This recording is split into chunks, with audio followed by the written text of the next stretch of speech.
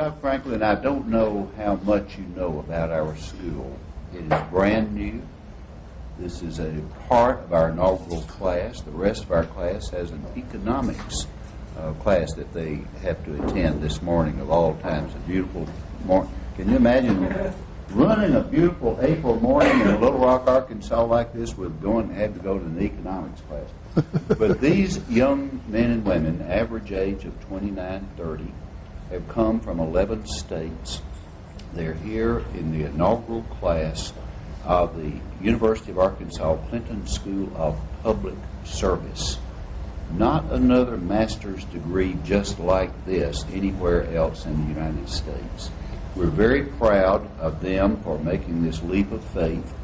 We're extremely proud of President Clinton.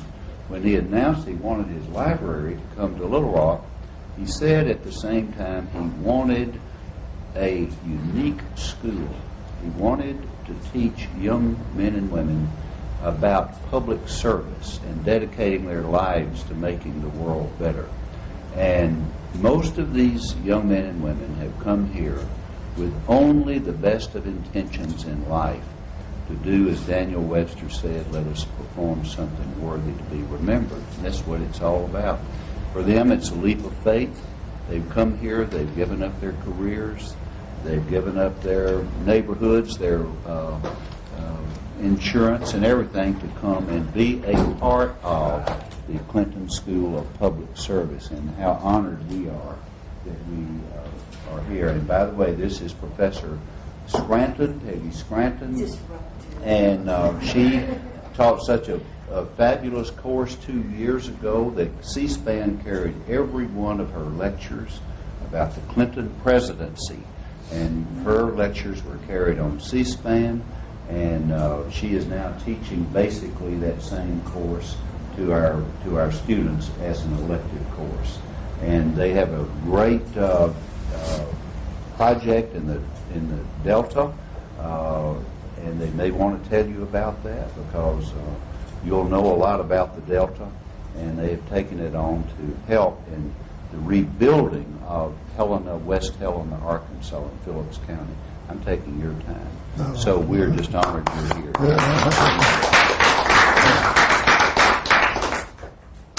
Well, let me say first of all that I'm honored to be here. I've looked forward to this. I couldn't get here last November when the library was open, and whenever I say that, people say, well, you just missed getting wet. That's all we can. I think that's all that people can remember about that day. I think, though, that that's probably not true.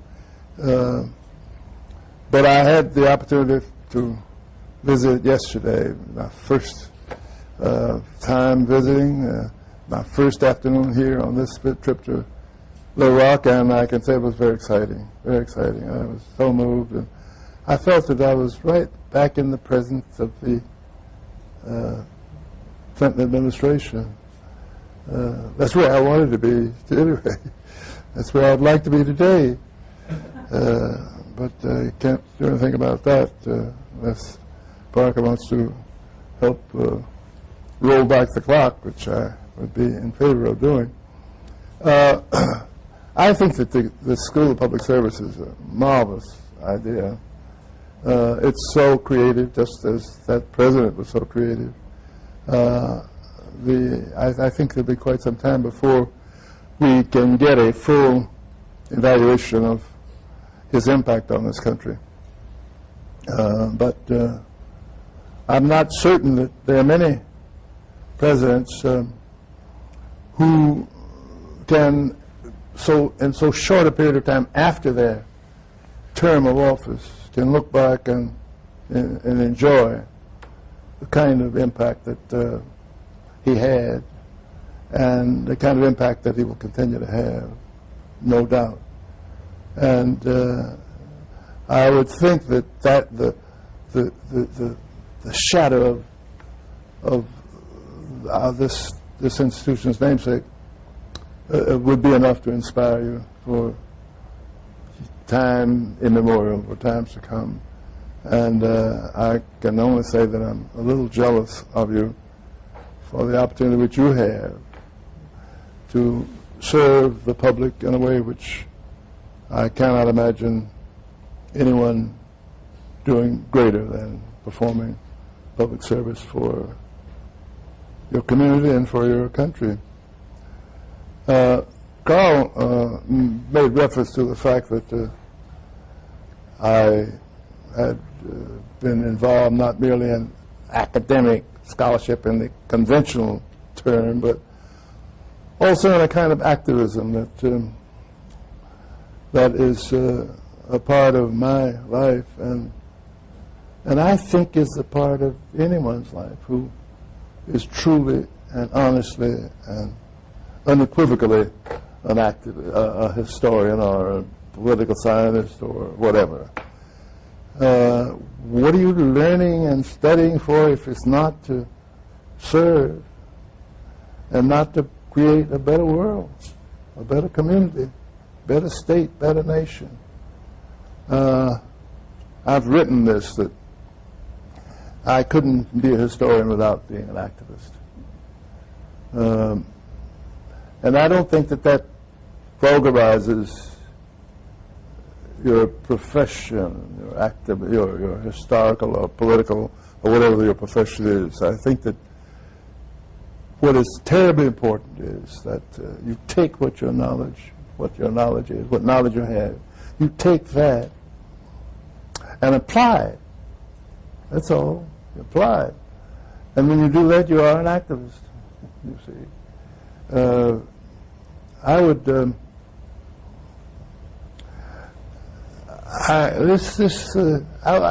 this conclusion didn't come to me early. I remember when I went to Howard University in 1947, I met Thurgood Marshall there. And I had known Thurgood's work, and before him, Charles Houston's work, in trying to take the law and apply it in such a way that it would be a liberating force and would give to the country an opportunity to become really truly democratic and truly equal.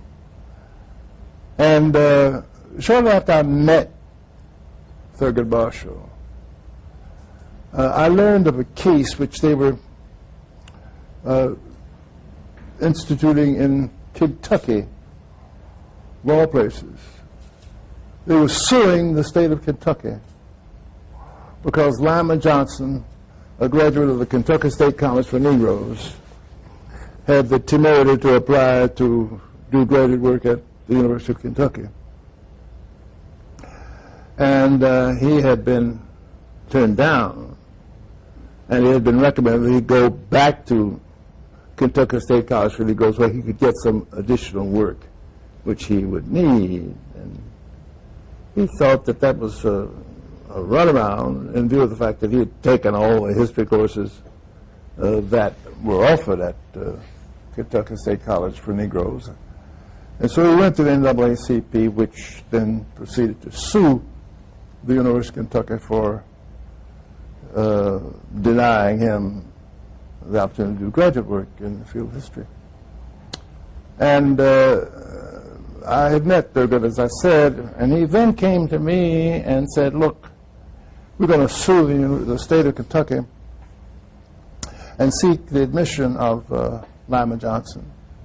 And we're going, in trying to prove that he should be admitted, we've got to prove that he can't get what he's getting, what he would be getting at the University of Kentucky. He can't get it anywhere else, not in the state. And we want you, as a historian, to go to Lexington and to study three things. See, the curriculum, and compared with the curriculum of the Kentucky State College for Negroes, the curriculum of the University of Kentucky, the library resources, and compare them with those at the Kentucky State College for Negroes, and finally the personnel, the teaching personnel.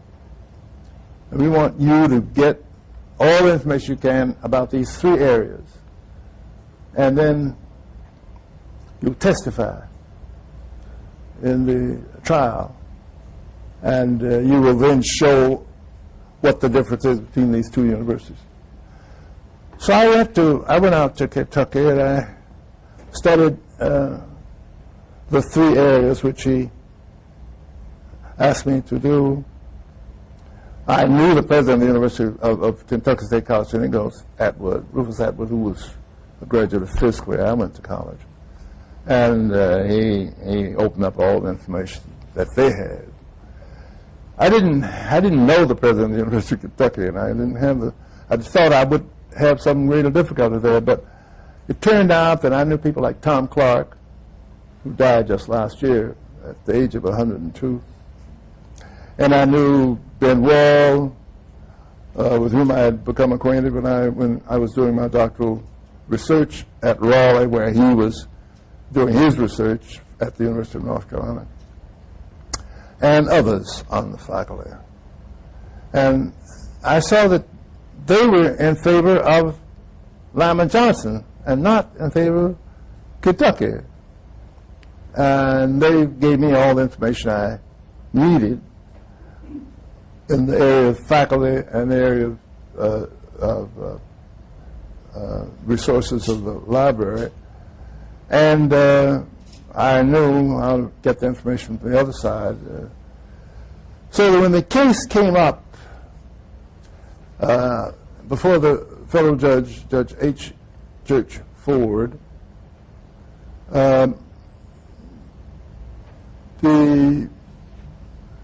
president of the University of Kentucky got on the stand and talked about how limited the resources were of the University of Kentucky, and how how Lyman Johnson could just get the same thing at the Negro institution that he could get at the University of Kentucky, and so forth and so on. And at the end of the morning, at the middle of the morning of the first day, Thurgood, at the recess, Thurgood Marshall said to his colleagues, he was saying that this was legal colleagues. I was just a researcher. But he was so disgusted with the case which was being presented by the University of Kentucky that he was going to ask the judge to declare, without any further argument, that the University of Kentucky should be open to Lyman Johnson because they weren't making a case. And his colleagues, his legal colleagues said, "Are you sure you want to do that?" He said, "Yes, I'm certain." And so he went back in after recess and said, "Your Honor, I would, in view of the fact that the University of Kentucky does not have a case and is not making a case and cannot make a case because they don't have anything on their side, I ask you, Your Honor, to order the admission of Lyman Johnson to the University of Kentucky now, forthwith." And there was a long pause, people gasping. And Judge Ford said, "You know, I'm going to do just that." He said, "I order the University of Kentucky to admit Lyman Johnson forthwith." And there was a gasp in the audience. And the case had just started. Now it's over. I gasped too because I didn't get to testify.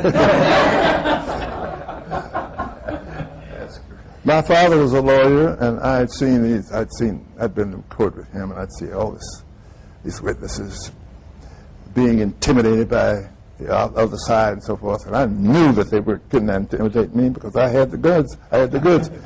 And I wanted to win the case myself. And there, my ambitions were thwarted, frustrated, and I never got over it. The redeeming feature was that when I got an honorary degree some 30 or 40 years later at the University of Kentucky, my role in opening the University of Kentucky was cited as one of the things that I was entitled to the honorary degree, because I had been so energetic and forthcoming in my research in connection with the university. 100 honorary degrees. just a word or more. Well, this led to a kind of activism in which I engaged for quite some time, and the crowning opportunity was in the case of Brown against the Board of Education. And I'd been teaching the summer of 1953 at Cornell University. And I don't want to get off on that, but I will tell you this, that this is not a part of my activism. This is part of my undertaking to show in an indirect way the difference between a true university and one that was not. It was one that was dishonest or was not interested in real scholarship. It was not that I was a distinguished scholar, but that it was that I was being used, and knew that I was being used by Harvard, which had me to teach in summer school there in 1950, by the University of Wisconsin, which had me to teach there in the winter semester of 1953, and Cornell University, which had me to teach there in the summer of 1953. And I was just, I was just going around and what I call my ministerial duties, and trying to show that I was a scholar, just as they had scholarship. And all these places had vacancies in the area of my expertise, but none of them even hinted or suggested that I might be a candidate for one of these vacancies. So when I was at Cornell, the summer of 1953, it was down in the course I was teaching, and the students, I say this as a contrast, the students, when I came in one day, the students were passing around a piece of paper, and I didn't know what that was, but I became a little sensitive because they were moving it and looking. And I simply ignored it, and I went on to teach my course. And at the end of the class, one student came up to me and said, I think I saw you looking at what we were doing, and I think I don't want to mislead you in any way, but I think you ought to know that we were passing around a note. It was a petition to the department, asking the department to invite you to be a regular member of the department. I said, what a waste of time. I didn't say this to the student, but I said it to myself, what a waste of time, utter waste of time. And so we proceeded with our coursework, and of course I didn't get an invitation from Cornell University. I knew that I wouldn't. When I toward the end of the summer, Thurgood Marshall called me, and he said, what are you doing in the fall? I said, well, I'm going back to the only job I have, and that's at Howard University. And he said, you know what else you're going to be doing this fall? I said, no. He said, you're going to be working for me. And he said, I won't tell you how he put it, but Thurgood said, if you even deign to decline, I feel sorry for you. And he told me what he would do to me, but I won't tell you. But he was not a person known for the nicety of his language. And so I told him, yes, sir, I will work for you.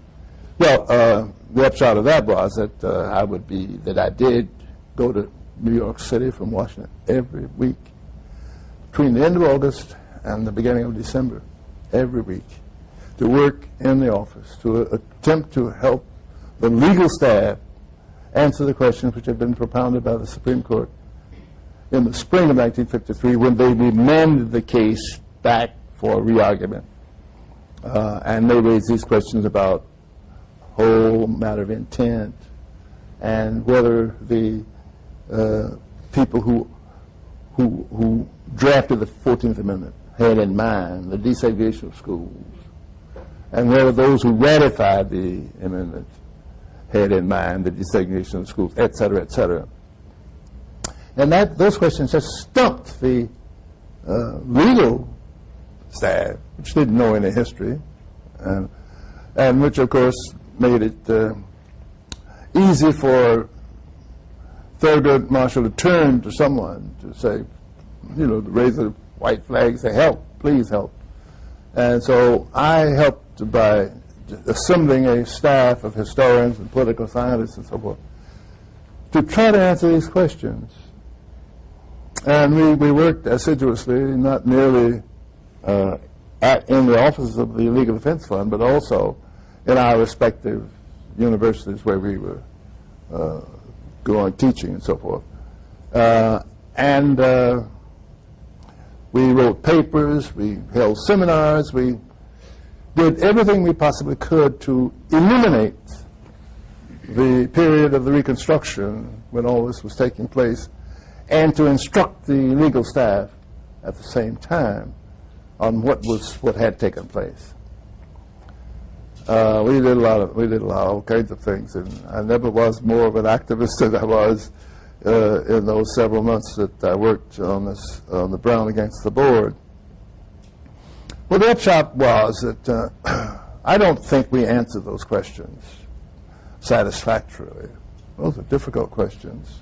And the evidence was not there, the material wasn't there. How am I going to read Senator so-and-so's mind when he voted either for or against the 14th Amendment? I don't know whether he was wanting the schools to be segregated when he voted for it, or whether he had something else in mind. Didn't know. But we did everything we could to acquaint the lawyers with this period in Reconstruction, to the point that I think that by the time the arguments took place in the fall of 1953, I think they were so comfortable and so well versed in the Reconstruction period that they could talk the talk anyway, and could impress the justices that they knew what they were talking about, and that, by golly, these senators were in favor of desegregating the schools. And these people who voted for the ratification of the 14th Amendment were in favor of the desegregation of the schools. I had my doubts about it. But I was so pleased toward the end of our period with the lawyers. I was so pleased with how much they had become authorities on the Reconstruction period themselves. And they were absolutely comfortable in their discussion. And they had become legal historians, and we had trained them. And so when they went before the court in the fall of '53, tickets were impossible for a lowly historian to get into the court to see what was going on. But I was absolutely confident that they were going to do exactly as we had urged them to do, and they would use the arguments to the extent that they could. And when they couldn't, they would be able to wing it anyway, and to impress Chief Justice Warren and his colleagues that indeed this was intended, that the people who ratified the 14th Amendment had their eyes on the desegregation of public schools. Anyway, that's what they argued. And so when my wife called me on the afternoon of the 17th of May, 1954, and said, "Have you heard the news?" I said, "What news?" She said that Linda Brown is going to be going to a desegregated school. I sometimes a screech, a hooch, or a hout, I shouted. I couldn't believe it, but there it was. And it was unanimous. And well, again, we were some kind of activists in pushing for that decision, pushing these people, these lawyers, to make the argument, and sitting back then and crowing a bit, celebrating a bit, and believing, perhaps inaccurately, that we had some impact. Anyway, that's how and why I think that whatever your profession is, and however ethereal your views are about your role, that you can come down to earth and be an activist and fight for the improvement of the human condition from whatever vantage point you're working in, whether it's as a lawyer or as a public servant or as a historian or what have you. I think there's a place for you. I think there's a role for you. I even think there's an obligation that you have to work in this area, to work this way. And so I want just to encourage you and to tell you how wonderful I think it is that you committed yourselves to this kind of public service. And I wish you well. And I'll be glad to answer any questions that talk to you in any way you. Please, you would introduce yourselves, please. Professor Preemption, my name is Malcolm Glover. I'm a student here at the Clinton School. I'm from Bowie, Maryland, and a graduate of Florida A&M. And just wondering, I guess I'm not going to ask a question that delves into a period that you've studied or that you've worked on. I'm wondering, after your long career, what are some of the issues or what are some of the historical periods that you haven't covered that you wish that you could? And I mean, you've advised politicians, you've worked on court cases, you've written a plethora of books. What haven't you accomplished yet that you would like to accomplish? Those are two different questions, by the way. I always throw it. What I've accomplished, I've not accomplished much. But what I would like to work on is a different question, and that's easy to answer.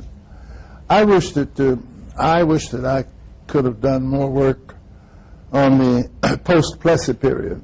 That is the period between 1896 and World War I.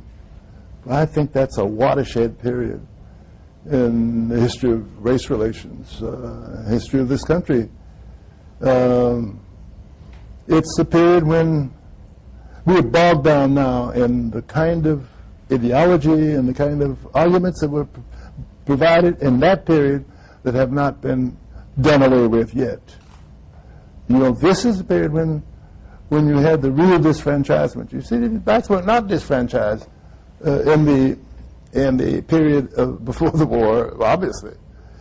An effort was made, a feeble and unsuccessful effort was made to enfranchise them during Reconstruction. Unsuccessful. Whatever success there was completely obliterated in the post-Reconstruction period, when all of the etiquette and all of the practices with respect to race relations were defined with great precision in this period after Reconstruction, from the 1890s, 1880s, 90s, and so forth.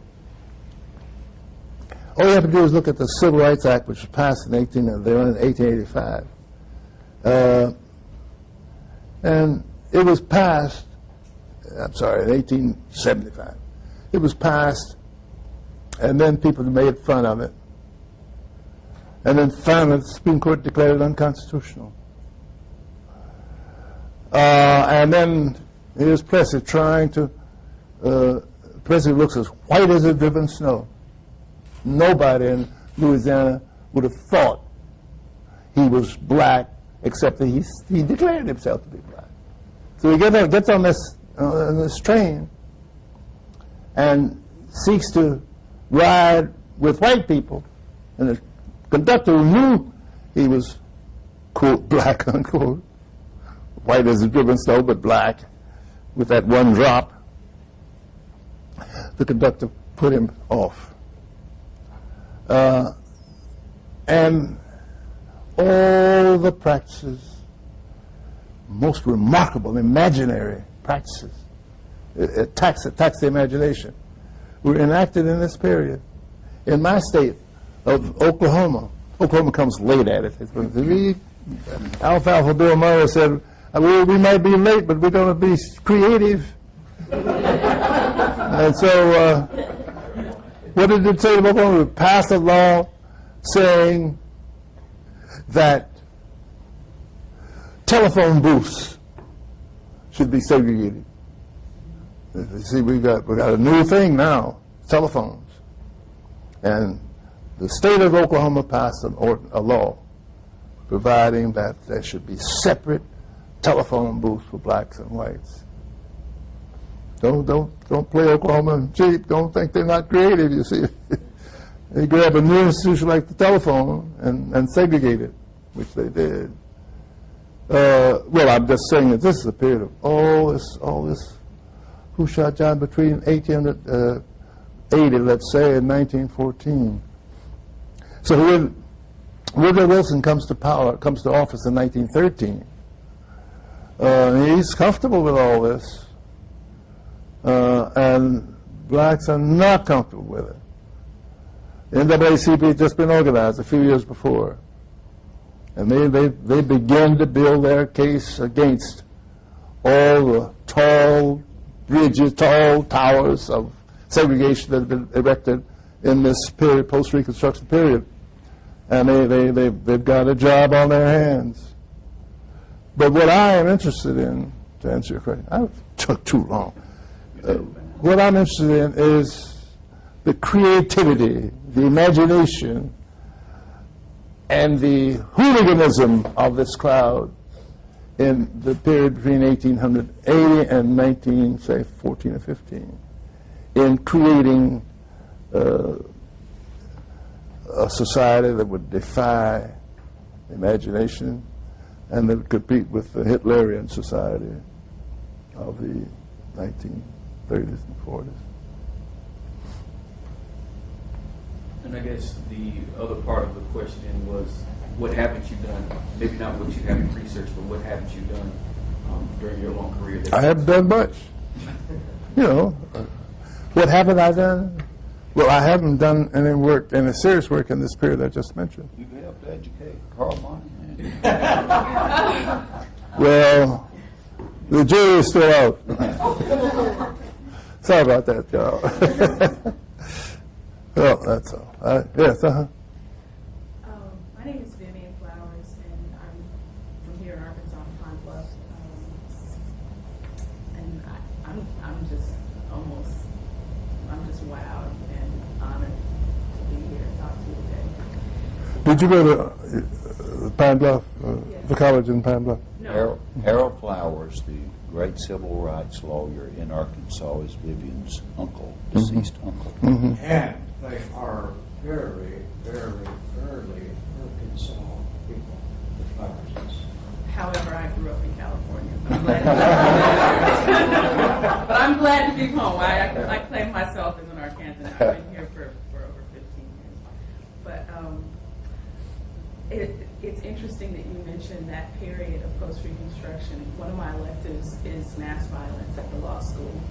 And it's a seminar, and I recently studied, and I'm still working on a paper, but did a presentation on the lynching campaign as a form of mass violence in the United States, domestic mass violence. And I had already been shocked at the things that I've learned since high school about what happened in this country with regard to slavery and Jim Crow, and the people that I didn't learn about, like Ida B. Wells and Paul Robeson.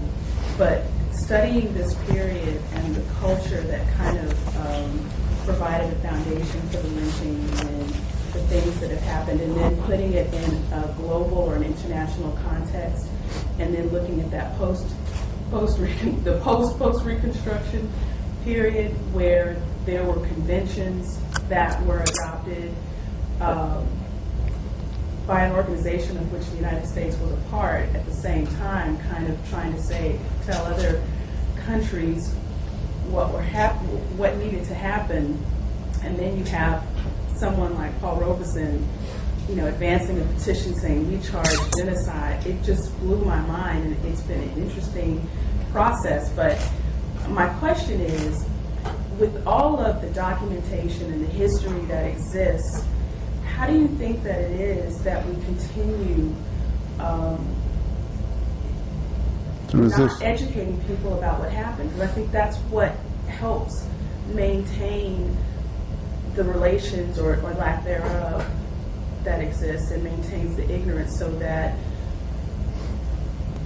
we can continue in the racist construct that exists, and people can continue to think that things were a certain way when they were really different. Well, I think it's not too difficult to explain. When you think of and remember the fact that enormous attention was given to the theoretical foundations of different racial differences and so forth, and how in the most learned quarters of this country, the universities, churches, that sort of thing, worked very, very energetically and successfully in setting out racial theories in the 19th century that make it difficult to do anything about it even in 2006. Begin with Jefferson and his notes on Virginia. And all of the abolitionists, the anti-abolitionist theoreticians, your great divines of the South, very articulate, and the weak resistance to this argument, the weak arguments that were advanced by people outside the South, people in the North. People in the North didn't really believe that blacks were equal either. That's what you have to remember. William L. Garrison did not like the fact that Frederick Douglass was doing some things on his own. How in the world are you going to do things on your own? You haven't asked me. Can you imagine? William L. Garrison expected Douglass to ask him permission to take the stand he took in the abolitionist movement. Clear with me before you get out there, because you don't have sense enough to do this on your own. So there are these lingering doubts, these feelings that are there all the time. They have not been dispelled. And that's what the problem is in 2006. The persistence of the feeling. And then, I'm going to be talking next week at the conference in New York on the problem of the young black male, which is the thing that drives me crazy. And one of the amazing things about it is that when you see statistics on employment or on health problems, there is something even in 2006 which suggests that blacks are in poor health because they're different. You see, blacks have heart trouble because they're different. All these the big scientific surveys that are advanced in 2006 suggest that. They don't say that blacks have this bad condition because whites drive them crazy, or that there are other problems that are related to their condition. They brought this over here. It's the same thing Thomas Jefferson talked about when he talked about Negroes couldn't think. Somehow that's just lies in deep in the mystique of the African background. It's natural with them. What can you do about it? See? And somehow we got to get past that. Our education is great and lofty, but it doesn't address these problems. They're still innate. My cardiologist at Duke University, and he's a relatively young man, but his field is cardiovascular problems of aging black men, of Franklin, and we've done a number of things together. We put on what we call our dog and pony show. He's a young white man, and what we've done to nurses and doctors and things, I have testified about what has happened to me since I've been 80. The humiliations and the various expressions of put down and so forth. Since I'm 80, not back when I was a kid, but since I'm 80.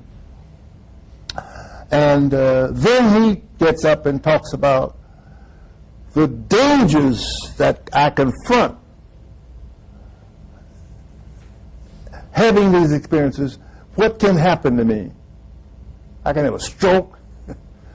I can have high blood pressure, which I do have. I can have all these things connected with cardiovascular difficulties because of what has happened to me that I could have. One of the reasons I don't have more is that I don't internalize these experiences. I mean, if I in my club, where I'm going to speak in Washington Monday night, but when I was the year I got the Presidential Medal of Freedom, the night before I got it, I gave a little party at my club in Washington, the Cosmos Club, which is a very fine, exclusive club. I'm the first black ever to be a member, and there are a lot of black members now, but you have to be the first, so I'm the first. I gave a party, and I had a private dining room in my club. And at some point before the dinner began, I said, I'm going to see if I had about 3 or 4 guests had not arrived. I went downstairs, went down the grand staircase. This is the old Sumner Wells mansion. It's grand. It's really grand. I went down the grand staircase to see if my guests were there, and at the bottom of the staircase, some white woman walked up to me and said, "Here, go and get my coat." Here's a check. Now, I could blow up and, and in due course, I might have a stroke or something. But I said, "Lady," I said, as patient as I could, I said, "Lady, if you will take this check and give it to a uniformed attendant here, and all of the attendants here at the Cosmos Club are uniformed, perhaps you can get your check, your coat." And I walked away from her. And my mother taught me that when I was 6 years old. She said, "Don't let these people get you down." And I was crying. We'd been put off a train in the woods in Rennersville. And I was crying. She said, "Look, don't you cry. Don't you cry.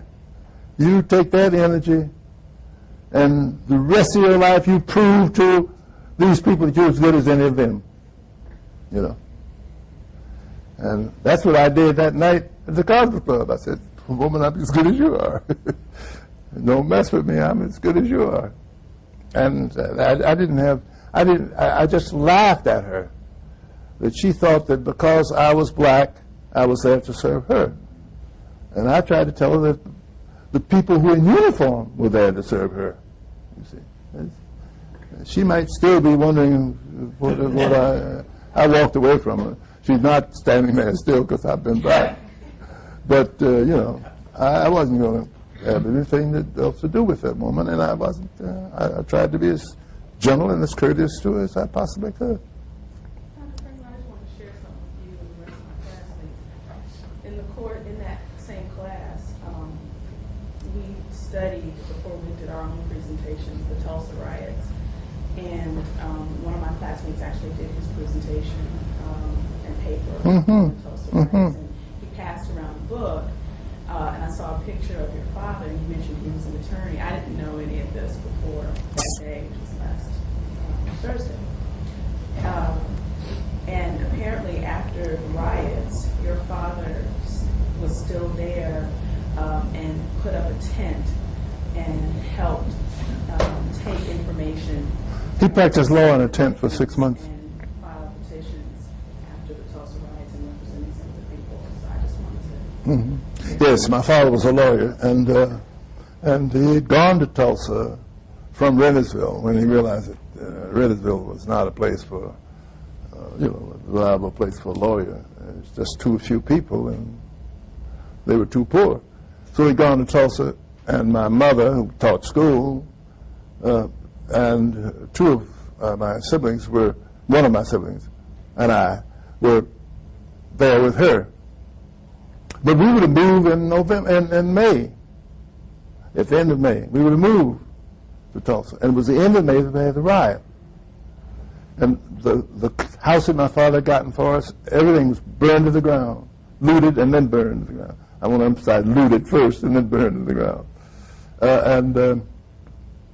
We didn't know for a week whether he was living or dead. My mother had seen in the newspaper, all you young people must realize this is 1921. No telephones, no radio, no anything, no roads. Just couldn't make it through. We didn't know. But we finally found out that, she found out there was this riot and that there had been many casualties. Then we waited another week. I can't imagine what this did to my mother. I was 6, and so it really, I was just coming under the point of being aware of some of these things. I can't imagine what she must have gone through, not knowing whether her husband was living or dead for a week. Then we got a note from him saying he was not harmed, but when he stepped out to see what was going on, he was seized and put in detention where he was for 10 days, where he couldn't do anything but just be there. And he said that when he wrote her, he said that he couldn't come because, for one, he didn't have any money. Couldn't even buy his fare. And two, he was busy opening up his law practice in this tent, suing the city, suing the state, suing the insurance companies to no avail. But that's the kind of experience we had. Well, yes.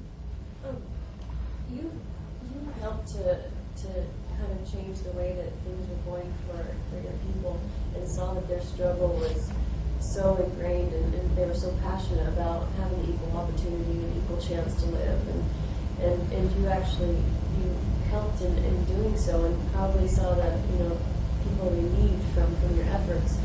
And seeing that and all that you've experienced, and today, there's still a struggle that needs to be done. But it seems like there aren't people like yourself to be admired or to look up to or to give hope to your people. And Why do you say that? Well, because it seems like a lot of people feel desperate, even with other minorities in this country, and they don't have somebody to look to that can initiate change. And in a lot of ways, it seems like maybe people are looking in the wrong ways to initiate change. And there's still problems like a lot of broken families, a lot of black men in prison, and a lot of people on the streets fighting each other, which is almost self-defeating to everything that has been done to advance the cause. How do you see that people can find something to move forward and to move forward together? Your premise is I would question your premise. There are many, many more educated and dedicated and effective leaders today than there were when I was younger. Look how many black lawyers there are today. look at the effectiveness of the various organizations that are in it. I mean, the NAACP is still an effective organization. The National Urban League is much more militant now than it was 40 years ago. Our society is very complex, and I think that that's one of the factors that makes it probably as difficult, if not more difficult, in 2006 than it were in 1950. But don't despair, and don't say that they're not leaders, they're not people like that. There are plenty of lots of those. But our society is so complex. I'll give you an example of what I'm talking about.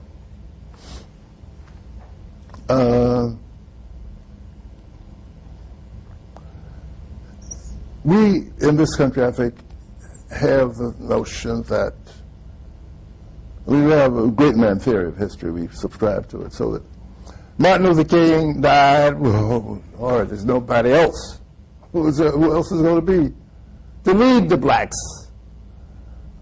into the promised land since he got assassinated, which is a very interesting matter itself. We are a violent nation. You start something here, you might get your head killed. Ask John F. Kennedy. You know, how many leaders have we killed? How many? I'm not talking about black leaders now. How many white leaders? How many presidents have we killed?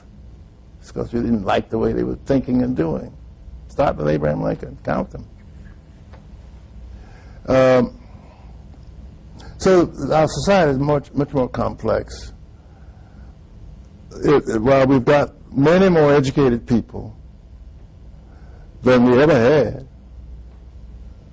had, we've got people pulling in this direction, pulling in that direction, pulling in all kinds of directions.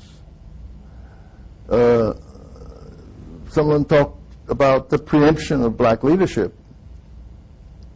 Black leadership has always been preempted, you see. What are they? The Oprahs of this world. Now, there were Oprahs of this world back in the last century. But by that I mean wealthy women, wealthy men, influential. And if they aren't careful, they'll be preempted. By preemption, I mean merely that they will be bought over to the other side, bought or brought, you pick it, on the other side, and therefore ineffective as leaders. Or the leadership is itself pulling against each other. I mean, they're leaders for various reasons. They have various motives and so forth. And so it's not a simple matter that we don't have leaders. We have plenty of leaders. Leaders going in this direction, leaders going in that direction. This I know is sacrilege to say in Arkansas, but I'm going to say it.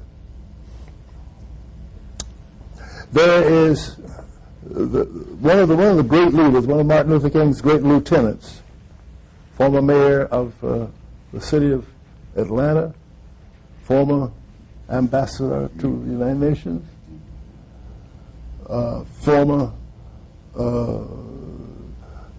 right hand of Martin Luther King, who has now been preempted by Walmart. Now,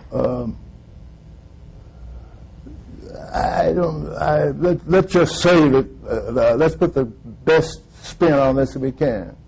But he's going to be preoccupied now with a business venture.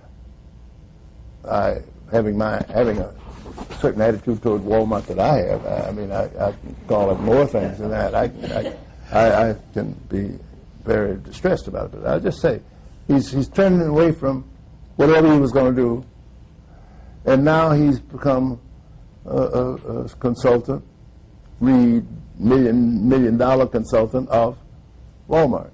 So he can't be leading. He won't have time to lead anymore And it's been that kind of preemption that has been a factor in the diluting the strength of black leadership. There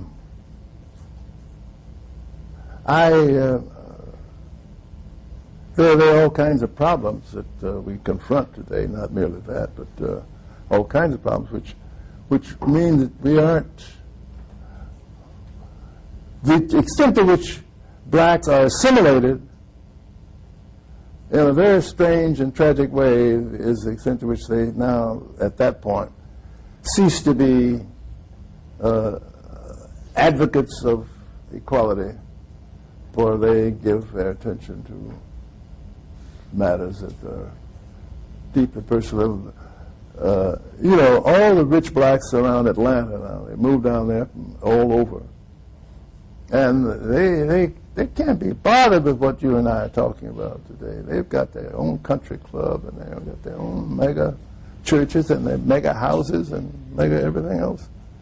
And they're not as sensitive to these problems as I wish they would be. Dr. No, I'm Franklin sorry. let me mention a little tidbit that some Arkansas historians don't know. And Senator Governor Pryor might not want me to mention this, but David Pryor, when he was governor of Arkansas, appointed more African American people to boards and commissions than all previous governors of the state of Arkansas. That was 75 to 79. And Bobby, we checked that out one time, and it is true that David Pryor appointed more blacks to boards and commissions than all previous governors combined. Mm-hmm. Thanks. Parker, let me give you a rest for 2 minutes, and thank you. By the way, Parker Westbrook class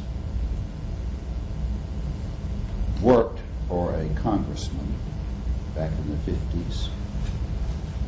And because he will deny, because he had a cup of coffee one morning with a black man in the cafeteria of the Longworth House office building, he was fired from the staff. It was Parker Westbrook. And the terminology there, Bobby and Carl, was took ethics. Said, I've known for some time that you and I don't read the Bible the same way. Do you know what that means east of Lonoke, Arkansas? So in any event, it was all really finally ended up about Orville Paulus. He found out that I was not supporting Orville Paulus. So these were other things that he was mentioning. That's why I went to Senator Fulbright's office. And let me mention also, for the history of this, one of the wonderful women who David Pryor appointed to a state board had a doctorate from Emory University, and when we appointed her chairing a committee, the wife of an Arkansas state senator called and said, I just can't believe that you would have put Mrs. So-and-so, Dr. So-and-so on that commission.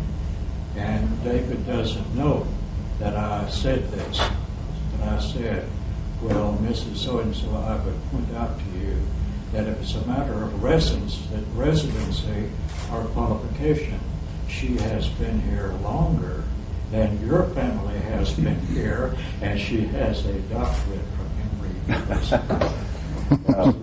Parker, Bobby says that we have to get Dr. Franklin over, but Vivian has raised a point I just want to address. Who's Vivian? Vivian is right here. Vivian, I see.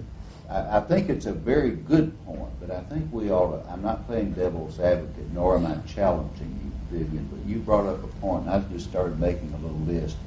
What your point of, we don't seem to give much publicity nor memory to the times that made the civil rights situation so bad. And just one or two things, just a few tidbits. In 1 year, right over here in this building, probably is going to be one of the most exciting moments in Arkansas history. We will have for about 36 hours the Emancipation Proclamation. Yeah, I heard And you. it's going to be there 24 hours a day, and we are going to have enormous crowds. Bobby, I think you're on the committee that is hosting the proclamation. I can't imagine how. On this coming Friday night in Fayetteville, Arkansas, home of the University of Arkansas, 180 miles northwest, there will be a 1-hour documentary shown to about 400 people on Silas Hunt. Many people don't know Silas Hunt. Silas Hunt was the first black law student to attend law school in Arkansas. He died his second year, by the way. He died. And he was the first black law student in Arkansas in the late 1940s. And a full-blown documentary, paid for, sponsored, publicized by the university, is going to talk about his life and whatever. Of course, the Central High Museum, we have the Women's Emergency Committee film that is now out there. It's been shown on AETN. And we had here one of the more successful evenings, I think. We had 600 people back in October, I believe, and we had Charles Ogletree to discuss his book With All Deliberate Speed, and we also had Judge Robert Carter of New York, who came down I know him. Well, and not only spoke to our law school here, but spoke to our class, and we had 600 people over for a very, very wonderful evening of discussing the case, how it came about, and there was a great hunger. We had to turn people away. We could not get them here. So we're not doing as much, Vivian, maybe as we should be doing, nor have we done as much as we in the past as we should, but I think that we're doing as a state some things that I find pretty positive. And I just didn't want to quite leave that. The Rockefeller Foundation has just completed last year an extensive project on what we did to the Japanese and brought them right here in Arkansas, to Aurora, Arkansas, several thousand of the Japanese in the internment camps that we brought here to Arkansas, rounded up from California. At Chillicothe, Missouri, was one of the relocated. And our class Japanese has chosen now as a project in the Delta, and X number of days a week, that as their practicum, they are there to help, let's say, reconstruct by negotiation, reconciliation, etc., Helena, West Helena, an area of our state that is just deprived and whatever. This class is going to ultimately, I think, be recognized as sort of the catalyst that helped to begin the reconciliation process, or at least to be a part of it. And I really salute them for choosing this very challenging Well, Senator, project. He's got to go now, Parker, in 3 minutes. Well, they're the historians over there. All right, here we go. But also, let me point out, not necessarily just for my friends from Pine Bluff, and I've known members of her family for years and years and years, wonderful people, but also remember that the graduate schools of Arkansas University all integrated in 1948. Silas Hunt was the lawyer, and Edith Irby Smith from Hot Springs was the first black woman to enter the School of Medicine. Joseph Elders was either that year or the next year. And a lot of people do not know that Arkansas had this leadership in actually integrating.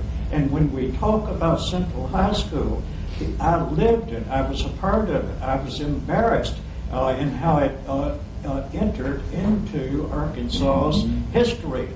But there were schools in Arkansas already integrated before the debacle at Central High. So we have suffered some unfortunate historical information. Bobby is saying that we should... But Vivian has raised a good point. I'm not challenging your point. I just wanted to just make us think. Well, we want to thank Dr. Franklin. Thank you for giving me that too. I'm delighted. I enjoyed it. Oh,